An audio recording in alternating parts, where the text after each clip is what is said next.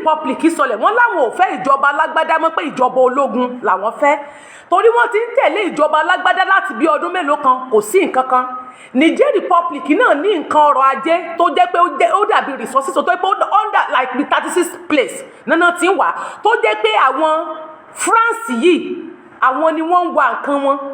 Amẹ́ríkà ń wá bẹ̀ wọ́n jí bọ́n ṣe ń jí tọ́jọ́ tiwa náà nínú Nàìjíríà kọ́ táwọn China máa wá láti máa wá kó àwọn ọ̀rọ̀ wọ́n bó tilẹ̀ pé wọn ò déédéé wọ̀lú torí wọ́n ní olè ò kì í jàgbà kó má ṣe lójú fìrí wọ́n dẹ̀ ní bí kú ilé ò pa ni tòdí ò lè pa ni àjòjì ò lè wọ́ láti ta tí ò bá lọ́wọ́ ọmọ onílé nínú ó lọ́wọ́ ọmọ onílé nínú torí pírẹsidẹ́ǹtì wọn tó lọ òun náà fi àǹfààní sílẹ̀ láti máa lè jẹ́ kán ṣe lé àtàwọn tó ti jẹ pírẹsidẹ́ǹtì sẹ́yìn wá wọ́n ti ba ìlú jẹ́ àwọn náà máa ń jẹ́ kí àwọn àjòjì láti máa wá kó ọ̀rọ̀ yín tán bá tiẹ̀ kó yín lẹ́rú àdéhùn ni ó bá àdéhùn wá ẹ̀yin lẹ nílùú yín ẹ̀yin lẹ lè provide ẹ̀yin lẹ lè protect ìlú yín kì í sí àjòjì kan àwo wa máa jìyà àwo máa jìyà wọ́n máa gbádùn nígbà tí wọ́n bá tán bá po mílíkì tán wọ́n wá máa ju agolo lẹ̀ pé káwa máa lọ má agolo yẹn á lọ pàrọ̀ afẹ́fi ṣe mẹ́mẹ́ ọ̀tọ̀lẹ́ni tó mu mílíkì tó gbádùn rẹ̀ tó fi rẹ̀ ń gbẹ sínú ìgbésí ayé rẹ̀ ìwọ wà kì mọ́lẹ̀ wà lọ fẹ́ fi ṣe mẹ́mẹ́ ẹlòmíì lè sọ di ìlú ẹlòmíì lè máa fi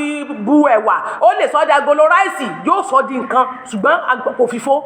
Now lórí nǹkan tó ṣẹlẹ̀ yẹn àwọn pípì wa ní kò sí nǹkan tó jọ gbogbo wàhálà yẹn mọ́ àwọn ò gbà mọ́ àwọn ò fàǹfààní sílẹ̀ mọ́ láti lè jẹ́ kí àwọn èèyàn wọn máa kó ọ̀rọ̀ wọn torí báwọn ṣe ń jìyà tó kò sẹ́ni tó rí wọn.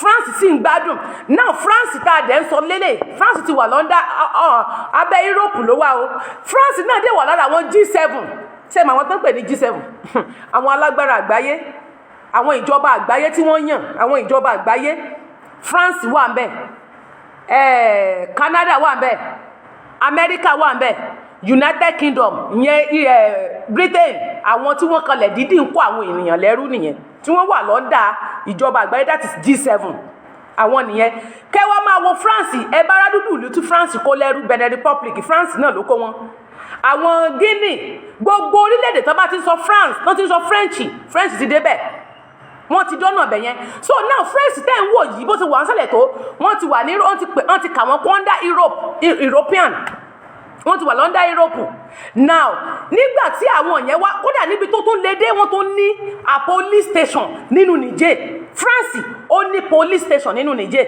àwọn country kọ̀ọ̀kan tẹ́ẹ̀rí tí wọ́n ń wa nǹkan ọrọ̀ ajé yẹn báwa náà ṣe ní nínú Nàìjíríà tí Nàìjíríà ò dẹ̀ tí mọ̀ wípé nǹkan báwọn China ti ní police station nílẹ̀ Yíbò France America wọ́n ti àwọn China wọ́n ti ní police station báwọn náà ṣe ní Niger tó jẹ́ pé nǹkan ọrọ̀ ajé wọ́n tó wá ní ọlọ́pàá sẹ́ni pé ẹ̀mọ̀pọ̀n lórí láyà gan France lórí láyà gan èèyàn kó ń lọ kọ́ police station síbẹ̀ wọ́n wá kì í ṣe embassy kò sí country tí kì í ní embassy orílẹ̀-èdè tiẹ̀ mẹ́ but police station ta ló tó bẹ̀ tó máa ṣerú ẹ̀ nílùú orílẹ̀-èdè tiwọn ṣé Niger ó lè lọ rèé ní police station àbí Nàìjíríà ó lè lọ ní police station ṣé wọ́n bí Nàìjíríà dákó ló ń fẹ́ ní police station débi tó tiẹ̀ máa kọ́ military lọ sí China àbí India àbí America sọ́ọ̀tì ẹ̀ tó bẹ̀ àwọn ọmọ wọn gan tó bá rìn gbèrègbèrè gẹ́gẹ́ bó ṣe máa ń treat àwọn ọmọ yín má nìkan ni mo rí lórí Facebook lẹ́yìn ọjọ́ mẹ́ta tó ń sunkún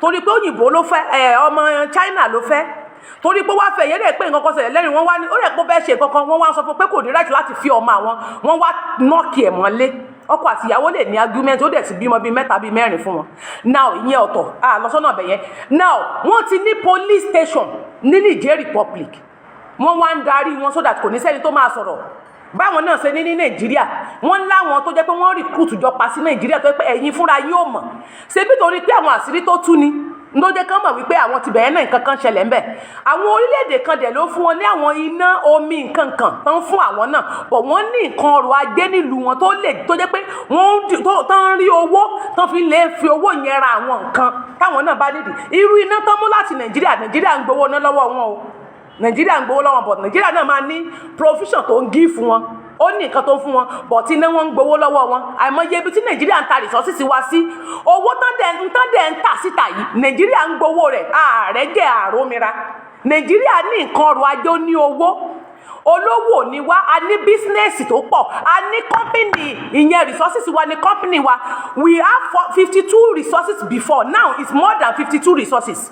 Kéèyàn wá máa tarú resources yẹn síta, ẹ wá dúdú owó tó ń wọlé lójúmọ́, crude oil, gold, mining, timber, many things la ní lórílẹ̀-èdè Nàìjíríà tó lè jẹ́ pé àwọn èèyàn yìí ń tà síta, tó lè jẹ́ pé ó yẹ ká máa kó yẹ pé kí wọ́n máa fi tọ́jú ìlú, ká tiẹ̀ ní bó ṣe ń jẹ tó wọ́n bá wa jẹ́ kí iná wà standby, omi kán jẹ́ kó wà surplus everywhere, gbogbo omi tó ń rọ́ tó ń ṣòfò yẹn kán bá wa try láti fọ̀ wọ́n káwọn èèyàn lè máa rómi mu, kán ṣe bọ́ ò kó jẹ́ pé tíyẹn bá ń lọ ní títì gan tó fún bá ń gbé ẹ gan wàá sí omi lẹ́gbẹ̀ẹ́ bìkan wàá gbọ́ mi mu títí pé wàá fẹ́ lọ rà àǹdẹ́ iná ó gbúdọ̀ wà, tí iná bá ti wà gbogbo nǹkan ti di ìrọ̀rùn. Àwọn tó ń lo iná tó fi ń ṣe bísínẹ́sì wọn ò fi ṣe bísínẹ́sì wọn, bọ̀ kò sí títì ó jẹ́ important torí àwọn tó bá ń lo mọ́tò wọn ò gbúdọ̀ máa tún náwó lórí pé bí mọ́tò ṣe ń bàjẹ́ lójoojúmọ́, kán máa náwó pé kán máa tún gbé ìwọ̀nba owó tí wọ́n fi ṣe pé láàrin oṣù kan kóṣù tó parí gan owó tẹ́ ẹ ti ná lórí mọ́tò gan ti ń lọ bí 200,000. ọ̀tọ̀ lówó epo, ọ̀tọ̀ ni pé ẹ́ńjìnì nọ́ọ̀kì wọ́n gbowó rẹ̀, táyà bẹ́ ogun nǹkan yóò gbowó, gbogbo irú àwọn nǹkan wọ̀nyẹn kò yẹ kó máa rí bẹ́ẹ̀ yẹn. Ká ní wọ́n ń ṣe títì wà ó ṣeéṣe káwọn èèyàn máa ní complain because ní ayé ìgbà kan tí iná máa ń sábà wà àwọn tó máa ń di omi tà láwọn tó máa dì sínú lálẹ́ ọ̀tọ́ máa dì sínú fridge because iná wà. Bí náà ṣe wà yẹn bó ṣe kán lọ pọn mi wọn ò di ice cream, ẹlòmíì máa ṣe ice cream, ẹlòmíì lè ṣe tíì inú ọ̀rá tí ó ti dì, ẹlòmíì lè ṣe yúgọ̀tì, ẹlòmíì lè ṣe anything pẹ̀lú omi, ẹlòmíì lè ṣe bẹ́sùkẹ́ ìwà ara bẹ́sùkẹ́ yóò agbómi tì ó ń kiri lọ́nà yóò sì tà yóò mówó wálé. Bó ṣe kán rọ̀rọ̀ omi ọ̀rá tó fi ń di mẹ́mẹ́ kékeré yẹn wọ́n ò di omi sínú ẹ̀, àwọn èèyàn sì ń jẹun, kò sì sí a lot of complaint. Bó tilẹ̀ pé nǹkan ráre náà ń gbà náà ṣùgbọ́n ó sì ti rọ̀ díẹ̀, bọ̀ kò sí ná mọ́. Owó táwọn èèyàn fi kàn fi sanwó ná kò sí nílẹ̀, epo tó wọ́n, jẹnẹrétọ̀ làwọn èèyàn ń tàn. So many things like that ló ń ṣẹlẹ̀ nínú Nàìjíríà tó yẹ pé wọ́n yẹ ká kalẹ̀ mójútó. Now but ní Niger àwọn nǹkan bẹ́ẹ̀ náà ń ṣẹlẹ̀ tó jẹ́ pé àwọn èèyàn wọn ń jìyà gan but wọ́n ní owó, but àwọn tó jó lórí wọn wọn ò fi mọ̀ wọ́n, àwọn kan ń kó jẹ ni wọ́n ń gbádùn ni wọ́n ń fẹ́ lákiri. Most of people wọn ló ní private jet. Now wọ́n ti wá ti gbogbo airline wọn, gbogbo airport wọ́n sì gbogbo ibi tí plane lè ti bà tó lè land sí wọ́n ti ti pa, wọ́n ti close wọn torí because wọ́n trust àwọn ECOWAS.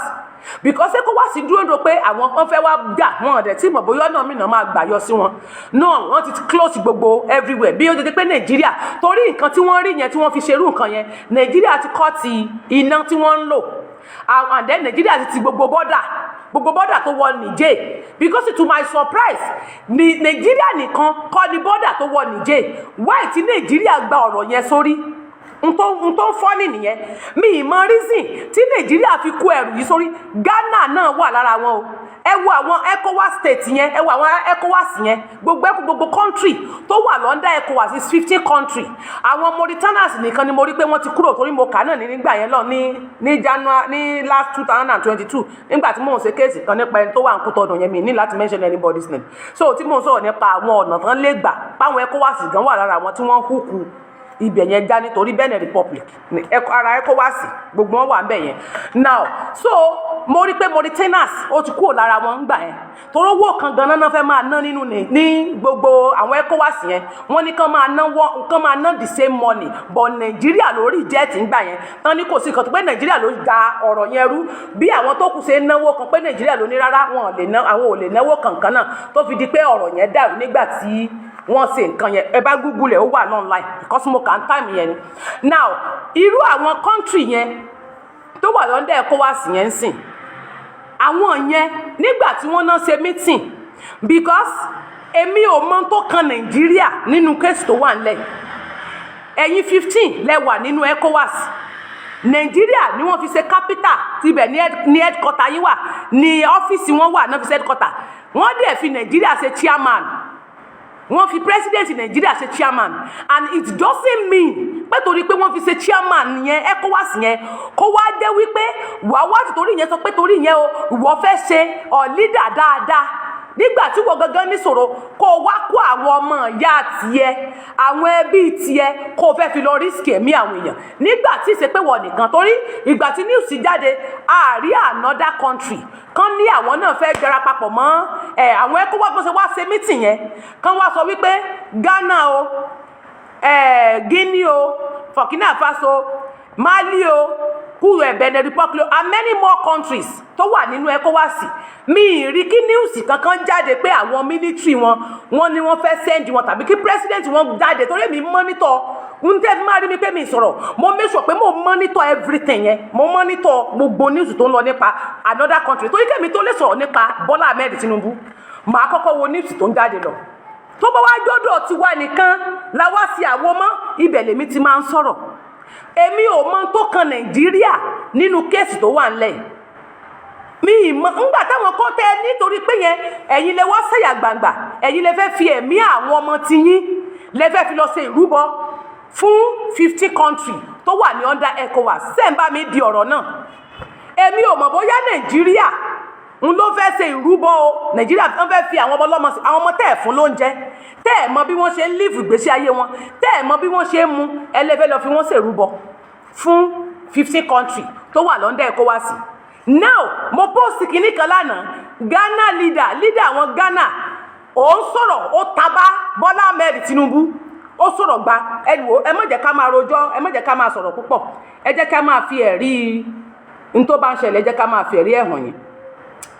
You have in West Africa. They go and make Tinubu, they are not even patient enough to wait for the outcome of the petition before the court. They go and make him their chairman. And then they turn around and tell us that, oh, as for them, they love democracy. What kind of democracy do they love? In any case, who is going to benefit from military intervention in Niger? It's the West. If you take France, 1 out of every 3 light bulbs is powered by uranium from Niger. 1 out of every 3 light bulbs is powered by uranium from Niger. And yet, Niger is one of the poorest countries in the world. And our leaders are not thinking about this paradox. You understand? What they care about is going to install one of their colleagues who messed up so much. You understand? That's what they care about.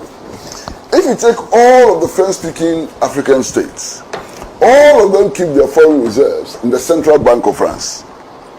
The consequence is that these African countries borrow their own money and pay interest on their own money that they have borrowed.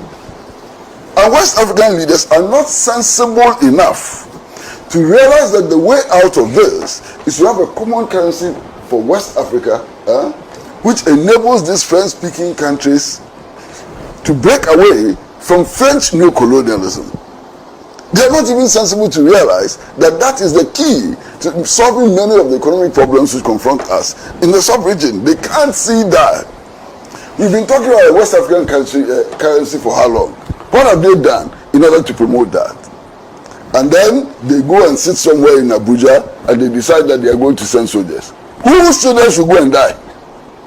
To install a useless president. Whose children should go and die?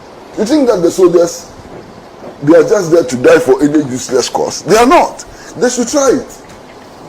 They should try it and send soldiers there. When the soldiers get killed, they will see the repercussions in their own countries.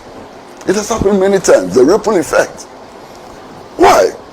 All of these West African leaders who are meeting to make these declarations and so on, how many of them enjoy the popularity that these coup leaders enjoy? This young guy who recently returned from the Russia-Africa summit, you saw how the whole country mobilized to go and meet him at the airport. Let any of these West African leaders, Tinubu, Alassane Ouattara and so on, try to mobilize people to show support and see how many people will turn up. When ECOWAS sent a delegation to Mali to go and persuade the Malians to hand over, did they see the hundreds of thousands of people who poured out into the street in support of their regimes? Did they see it? How many of these West African leaders enjoy 10% of the popularity that these coup leaders enjoy? That must teach them a lesson. In any case, what is this democracy we are supposed to be protecting? What is this democracy we are supposed to be protecting? Who doesn't know that in West Africa, elections do not reflect the will of the people? Elections have become a joke. Vote buying is rampant. The use of violence in order to win elections is overwhelming. The things we do in West Africa, are these the democratic elections? They They should stop wasting our time. What we do in West Africa is that the last election, how many people died? Nobody has even bothered to investigate how those people died. And they call this democracy. Ayawasu West Rogon. I met the victims of the Ayawasu West Rogon attack. Some have lost their legs. Some have lost their eyes. Some have been disabled for life. Not one person has been punished for what happened in the Ayawasu West Rogon. And then you turn around and say we are running a democracy. What democracy? My brother, democracy, whatever it means, must deliver what the people want. If it doesn't deliver what the people want, forget it. It is not democracy. Democracy, if you practice it, must lead to improving the people's access to social services, education, health, housing, employment, and so on. Which West African country is doing that? Democracy is about doing the will of the people. Which West African country is doing the will of the people? And then the joke of it all is the statement which has been issued by government that as for Ghanaian soldiers, they don't like coups because they are professionals. What is that? Ghanaian soldiers took an oath to protect the constitution. What we are doing here and there, what is constitutional about it? In any case, only recently, there is this tape recording which has been released, which nobody denies its authenticity, in which senior security personnel were discussing how to facilitate the rigging of the next elections.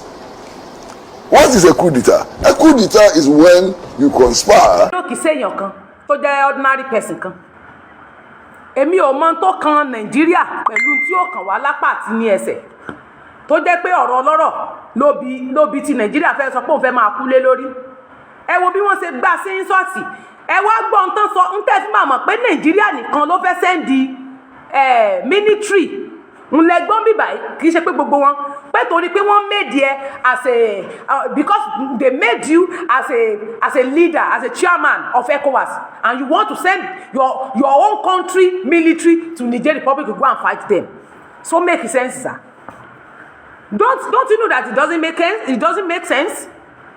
Because èmi ò mẹ́ni tí ó rò nínú because kéèyàn tó lè pe meeting jọ